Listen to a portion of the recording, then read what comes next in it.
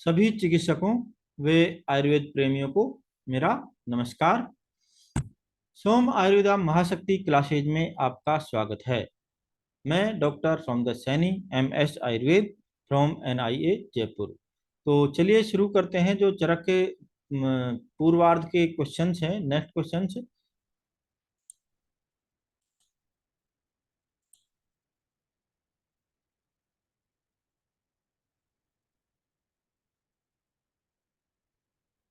Next question है कि अभिचारज ज्वर में किन दोषों का प्राधान्य होता है। अभिचारज ज्वर में किन दोषों का प्राधान्य होता है? तो अभिचारज ज्वर में होता है जो त्रिदोष। अभिचार और अभिशाप से होने वाला ज्वर है उसमें त्रिदोष होते हैं, अभिचार और अभिशापाभ्याम त्रिदोष। बाकी जो अभिसंग होता है उसमें वात पित्त दोष होते हैं, और अभिघात होता है इसमें वात और रक्त होते हैं। तो नेक्स्ट क्वेश्चन है कि चरक अनुसार अर्दित किस स्थानगत व्याधि है। अर्दित, चरक अनुसार अर्दित किस स्थान की है? तो चरक ने अर्दित को शिरोरोग में बताया है। शिरोरोगों में चरक ने अर्दित को जो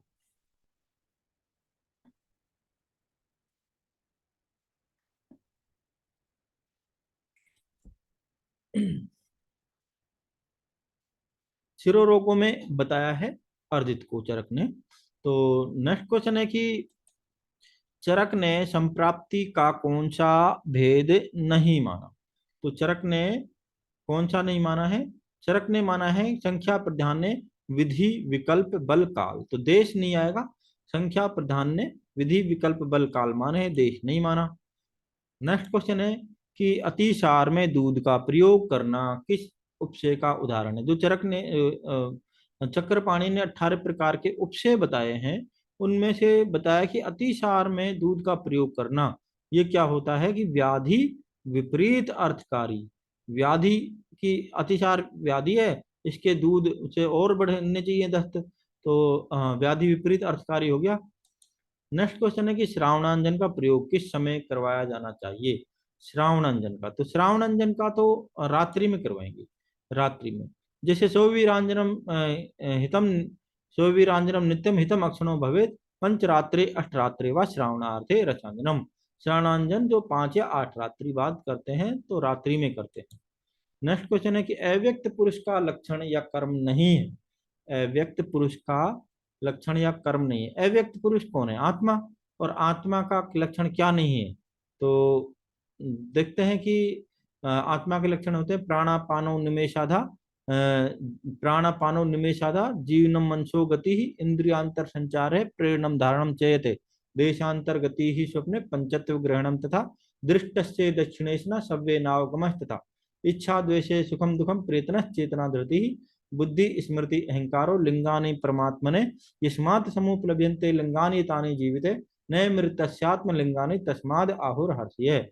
तो इसमें ये प्राण संचार प्राणापानो निमेष आदि उनमें से अनमन सुगतित है, पाचन नहीं आया। तो अव्यक्त पुरुष का लक्षण नहीं है, क्या नहीं है? पाचन नहीं है, पाचन। नेक्स्ट क्वेश्चन है स्नेह बस्ती के लगातार प्रयोग करने से कौन से व्यापक उत्पन्न हो सकते हैं। स्नेह बस्ती है जो इसको टाइम टाइम पे देते हैं अल्टरनेट वगैरह क्रम में, लेकिन इसको लगातार प्रयोग करेंगे तो क्या होगा? लगातार प्रयोग करेंगे तो उत्क्लेश हो जाएगा, और क्या होगी? मंदग्नि हो जाएगी। उत्क्लेश होगा स्नेह का ज्यादा लगातार सेवन करेंगे तो, और मंदाग्नि होनी ही है। जो नेक्स्ट क्वेश्चन है कि कुष्ठ के संदर्भ में असत्य कथन बताना है। असत्य, मंडल कुष्ठ में वात दोष प्राधान्य होता है, क्या ये असत्य, क्या ये सत्य है? तो जैसे मान लो कि कपाल उदुम्बर मंडल, मंडल में वात दोष नहीं होता है, मंडल में तो कफ होता है। कपाल में वात, कपाल उदुम्बर में पित्त, और मंडल में कफ दोष होता है। तो ये गलत हो गया है, असत्य पहला। कपाल कुष्ठ में, दूसरा देखते हैं कि कपाल कुष्ठ में वात दोष का प्राधान्य होता है, तो ये बिल्कुल सही है, कपाल कुष्ठ में वात दोष का ही प्राधान्य होता है। बाकी ऋष्य जीव कुष्ठ में वात पित्त का प्राधान्य होता है, तो ऋष्य जीव में भी वात पित्त होते हैं, ठीक है। पुंडरीक कुष्ठ में पित्त व कफ होते हैं, ये भी बिल्कुल ठीक है। पुंडरीक में कैसे पित्त और कैसे कफ, तो पुंडरीक में पित्त कफ होते हैं, ये भी ठीक है। तो पहला ही गलत है, जो ये कपाल सॉरी मंडल कुष्ठ में वात होता है ये गलत है। उदुम्बर में पित्त होता है, और जो मंडल में कफ होता है, और कपाल उदुम्बर में वात होती है। कपाल में वात बाकी जो बचा है सिद्ध में वात कफ होते हैं, वात कफ। नेक्स्ट क्वेश्चन है कि किस द्रव्य का लगातार नित्य सेवन किया जा सकता है, जो डेली खा सकते हैं, वे क्या चीज है? तो डेली खा सकते हैं वह है यव, जो। बाकी दधी च मांसाश यवकाश्च न शीले, दधी मांस मत्स्य यवक ये लगातार सेवन नहीं करना है, यव जो डेली खा सकते हैं। नेक्स्ट क्वेश्चन है कि परादी गुणों की कुल संख्या होती है, परादी गुण कितने होते हैं? तो परादी गुण होते हैं 10। परादी गुण 10 कौन से हैं? परापरत्वे युक्तिश्च संख्या संयोग एव च परिणामम अथापि च संस्कारो अभ्यास इति एते जो सॉरी परापरत्वे युक्तिश्च संख्या संयोग एव च विभागश्च पृथक्त्वं च परिणामम अथापि च संस्कारो अभ्यास इति एते गुणा गेया परादये सिद्धि उपाया चिकित्सा लक्षण स्थान प्रचक्षम है। ये 10 होते हैं जो सूत्र स्थान के 26वें चैप्टर में बताए हैं अत्रेय भद्र काव्य अध्याय में। नेक्स्ट क्वेश्चन है कि अल्सक का सही चिकित्सा क्रम क्या है? तो अल्सक में सबसे पहले क्या करते हैं? अल्सक में जो क्या होता है, ऊर्ध्व अधः खाना है, जो मल है ऊपर नीचे कहीं से भी नहीं निकल रहा है, आलसी आलसी हो गया है, अलसीभूत हो गया है, तो उसका क्या करना है? सबसे पहले क्या करेंगे? वमन कराएंगे। अल्सक में जो सैंधव और उष्ण जल से, लवण और उष्ण जल से वमन कराएंगे, वमन के बाद स्वेदन करेंगे, स्वेदन के बाद वर्ती लगाएंगे। तो ये अल्सक की चिकित्सा का क्रम है।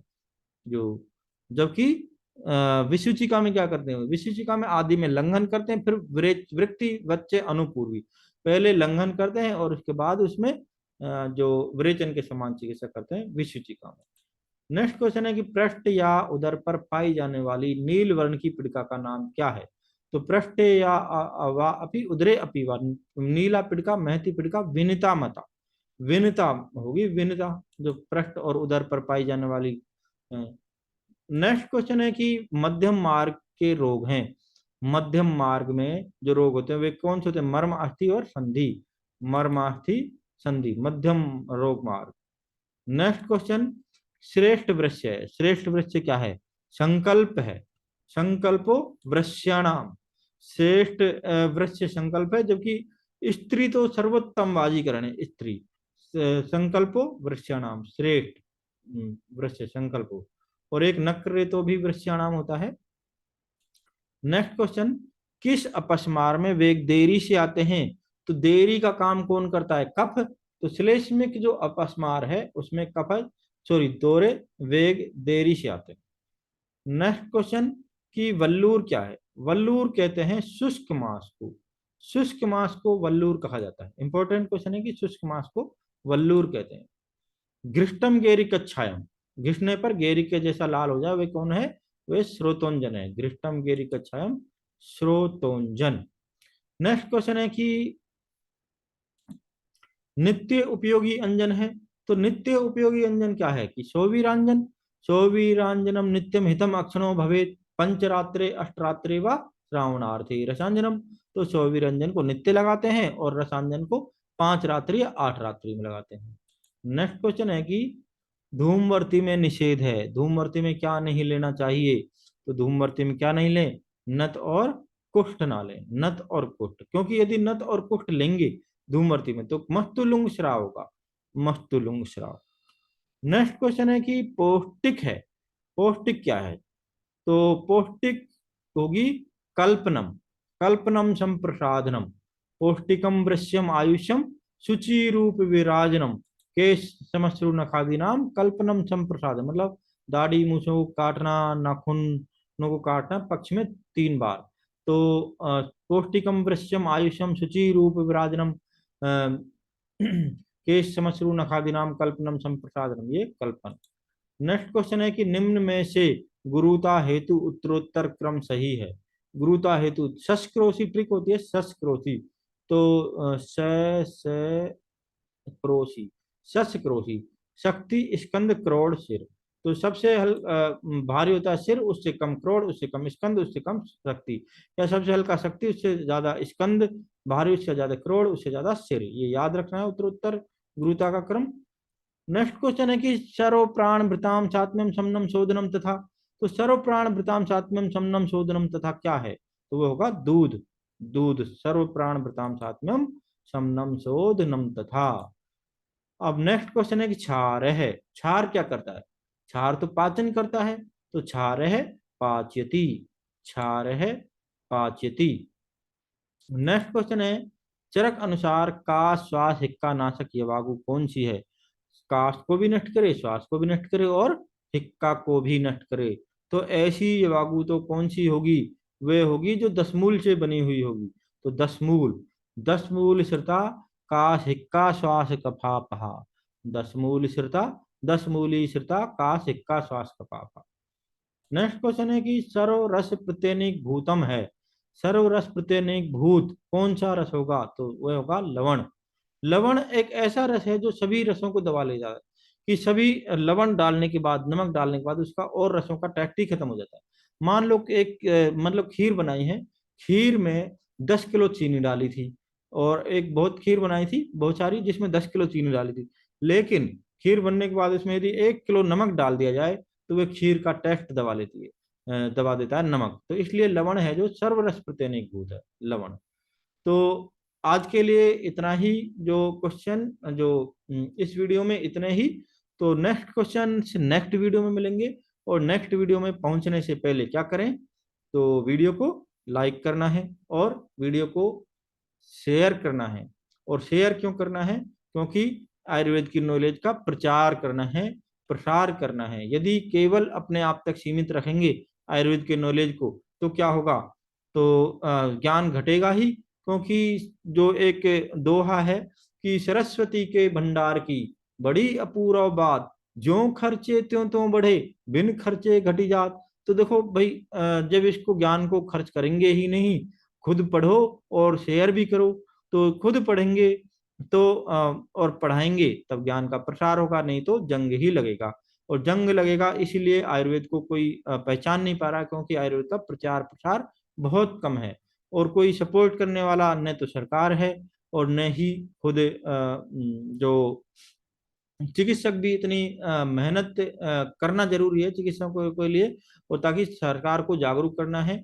और जो ये अभी जो मोदी सरकार है, जो प्रधानमंत्री श्री नरेंद्र मोदी जी, जो आयुर्वेद का बहुत सपोर्ट करते हैं, और इसलिए उनके जो सपनों पे खरा उतरना है, सभी चिकित्सकों को मिलकर मेहनत करनी है और देश को बहुत आगे ले जाना है। क्योंकि देश आने वाले समय में जो इसी पर आयुर्वेद ही जो विकसित देशों में इसको भारत देश को, अपने देश को खड़ा कर सकता है।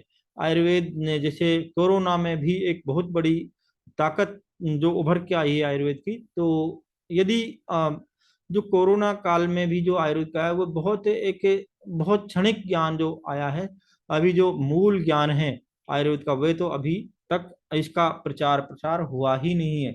जिस दिन आयुर्वेद का पूर्ण प्रचार प्रसार होगा तब तो कोई है कि ऐसी आयुर्वेद की एक विश्व में बहुत बड़ी पहचान होगी, और आयुर्वेद से जो सभी रोगी ठीक होंगे, कोई भी बीमार नहीं होगा, और बीमार होगा तो जल्दी ही ठीक हो जाएगा। और उसकी प्रतिरोधक क्षमताएं अच्छी होंगी, जैसे ट्यूबरक्लोसिस, राजक्षमा वगैरह, इससे बहुत ही जनता पीड़ित है। और वो क्यों है? क्योंकि प्रतिरोधक क्षमता सही नहीं है। अब जैसे मान लो कि 5 जने एक जगह बैठे हैं और वहां पर किसी छठा कोई जिसको ट्यूबरक्लोसिस है वह बैठ गया है। अब उनमें से किसी एक को, 6 में से, अब वो जो छठा है उसको टीबी थी, ट्यूबरकुलोसिस राजक्षमा था। अब वो था कि उसमें से, अब बाद में देखा कि उनमें से जो 5 जने थे उसमें से एक को टीबी हुई थी या दो को हुई, बाकी 3 या 4 जनों को नहीं हुई थी। वो क्यों नहीं हुई थी? क्योंकि जीवाणु तो उसने बराबर से ही छोड़े थे सभी। जो ट्यूबरकुलोसिस के बैक्टीरिया थे, जो माइक्रोबैक्टीरियम ट्यूबरकुलोसिस बैक्टीरिया, तो वो सभी के पास को प्राप्त हुए थे। लेकिन वो 2, 3 या 4 ही, एक ही या दो ही क्यों बीमार हुए, सभी क्यों नहीं हुए? तो एक दो इसलिए बीमार हुए क्योंकि उनकी प्रतिरोधक क्षमता कम थी। यदि उनकी प्रतिरोधक क्षमता अच्छी होती तो वे भी जो राजक्षमा टीबी से पीड़ित नहीं होते। तो इसलिए प्रतिरोधक क्षमता को बहुत बढ़ाना है। अब जैसे मान लो कोरोना में अब जो बहुत ही दुर्भाग्यपूर्ण, जो बहुत गुजर गए, जो चले गए इस दुनिया को छोड़कर, तो वे उन प्रतिरोधक क्षमता कम की होने की वजह से गए। नहीं तो जो कोरोना पॉजिटिव तो बहुत ज्यादा संख्या में हुए थे, तो सभी तो मतलब ठीक हो गए। लेकिन कुछ थे जो चले गए, उनकी प्रतिरोधक क्षमता कम थी और उनका जो एक मानसिक जो था विषाद भी बहुत ज्यादा था, इसलिए आयुर्वेद जो है एक मानसिक ताकत भी देता है। क्योंकि आयुर्वेद में बताया कि मानसिक रोगों की चिकित्सा है मानसो ज्ञान विज्ञानम धैर्य स्मृति समाधि भी। मानसिक रोगों की चिकित्सा कैसे करनी है? ज्ञान विज्ञान धैर्य स्मृति और समाधि से। तो आयुर्वेद ही बताता है ये चीजें कि कैसे मन को बल देना है, बाकी प्रतिरोधक क्षमता भी बढ़ानी है। इसलिए आयुर्वेद को पढ़ना है, बहुत जरूरी पढ़ना है, और पढ़े ना ही पड़ेगा। जो आने वाला समय है, जो इसमें प्रतिरोधक क्षमता कम होती जा रही है, उसको प्रतिरोधक क्षमता को वापस पुनः अपने शरीर में लाना है। और वे कैसे लाएंगे? कि जो आयुर्वेद की दवाइयों का सेवन करें, आयुर्वेद के नियमों का पालन करें और योगा करें, अनुलोम विलोम प्राणायाम जो सुबह मॉर्निंग वॉक करें, आसन करें, जो भी आसन भी एक आयुर्वेद का पार्ट है। क्योंकि जो आसन है व्यायाम है उसके बारे में बताया है कि जो शरीर चेष्टा याचे इष्टा स्थैर्य अर्था बलवर्धनी देहे व्यायाम संख्याता मात्र्याताम समात्रित। शरीर की वह चेष्टा जो व्याचे इष्टा मन को अच्छी लगती है, वह व्यायाम है। अब ऐसा नहीं कि जो बेलदारी कर रहे हैं और उससे व्यायाम हो तो रहा है। देखिए, बेलदारी करना मजबूरी है, वह व्यायाम नहीं है। ठीक है, यहाँ तक कि काफी हद तक कि उसमें शरीर की एक्सरसाइज तो होती है, लेकिन वहां पर उनका मन खुश नहीं है उस चीज को व्यायाम को करके। व्यायाम वो होता है शरीर चेष्टा, शरीर की वह चेष्टा याचे इष्टा जो मन को भी अच्छी लगे। शरीर चेष्टा याचे इष्टा स्थैर्य अर्थात बलवर्धनी, शरीर में स्थिरता लाए, बल बढ़ाए, देहे व्यायाम संख्याता मात्र्यास्ताम समात्रे। तो जैसे व्यायाम करने से ये भी होता है कि विदग्धम अविदग्धम व निर्दोषम परिपक्वते, जैसे कोई को एसिडिटी वगैरह नहीं होगी व्यायाम करेंगे तो। क्योंकि व्यायाम करने वाले को विदग्ध और अविदग्ध चीजें बिना वैसे ही पच जाती हैं। यदि उल्टा सीधा कुछ खा भी लिया है गलती से ब्याह शादी में, कोई पार्टी में, तो उसका पच जाता है व्यायाम करने वाले का। इसलिए व्यायाम भी करना है। अनुलोम विलोम से क्या होता है कि जो ये होते हैं लंग्स होते हैं, फेफड़े होते हैं, इनको एक शुद्ध ऑक्सीजन पहुंचती है, और इनसे ही अपना पूरा रक्त शुद्ध होता है, ऑक्सीजनित रक्त होता है। अब उसको करने के लिए अनुलोम विलोम करेंगे तो सभी खून में अच्छे से ऑक्सीजन पहुंचेगी, और उससे अपने सिर को भी ऑक्सीजन पहुंचेगी, तो पूरे शरीर को ऑक्सीजन पहुंचेगी, तो उससे थकावट दूर होगी, और अपना जो मस्तिष्क है वे एक्टिव रहेगा और थकान नहीं रहेगी। तो ये इस तरह से आयुर्वेद का हर क्षेत्र में ज्ञान करना है, हर क्षेत्र में कैसे जीना है जिंदगी को, वे सब आयुर्वेद बताता है। तो धन्यवाद, आज के लिए इतना ही। नेक्स्ट क्वेश्चन नेक्स्ट वीडियो में होंगे, इसलिए वीडियो को ज़्यादा से ज़्यादा लाइक करें, शेयर करें, और चैनल को सब्सक्राइब भी कर लें। शेयर करना है क्योंकि आयुर्वेद की नॉलेज को बढ़ाना है, आयुर्वेद की नॉलेजों को सबके पास पहुंचाना है। धन्यवाद।